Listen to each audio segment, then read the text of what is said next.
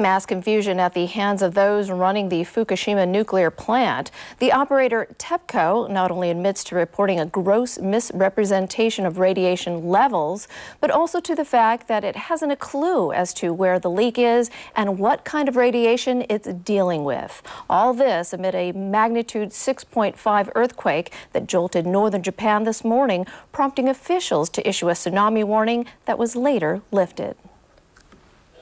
Mounting problems, including badly miscalculated radiation figures and not knowing where the radiation is coming from, continue to frustrate emergency workers desperate to avert a nuclear meltdown. TEPCO's original account of radiation levels of contaminated water in the Unit 2 reactor being 10 million times normal was completely false. After the erroneous readings sent workers fleeing the plant, the true numbers registered 100,000 times normal. Even at that, TEPCO still doesn't know where the radiation leak is coming from or what kind it is. By taking new samples, we are trying to determine if the leaked material is iodine-134. But as of now, it is not certain that it is iodine-134.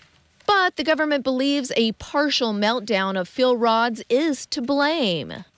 The radiation seems to have come from fuel rods that temporarily melted down and came in contact with water. From a bird's-eye view, aerial videos reveal the white smoke leaks, whether radioactive or not, are rampant.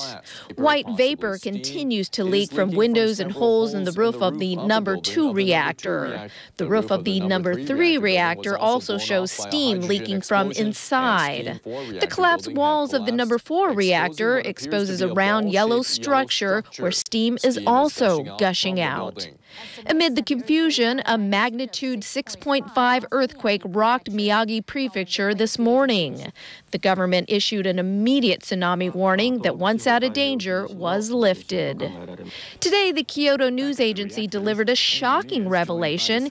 It said Prime Minister Naoto Kon's inspection of the Fukushima plant one day after the quake and tsunami delayed TEPCO's response to the unfolding situation in its attempt to contain the nuclear disaster. Kon took a helicopter flight over the plant in the morning of March 12th. Not wanting to expose him to radiation, TEPCO chose not to immediately ventilate the heating reactors and lower the pressure, which analysts say could have averted the crisis altogether. TEPCO started the process only after he left the area. Despite the ventilation, a hydrogen explosion occurred at the number 1 reactor in the afternoon.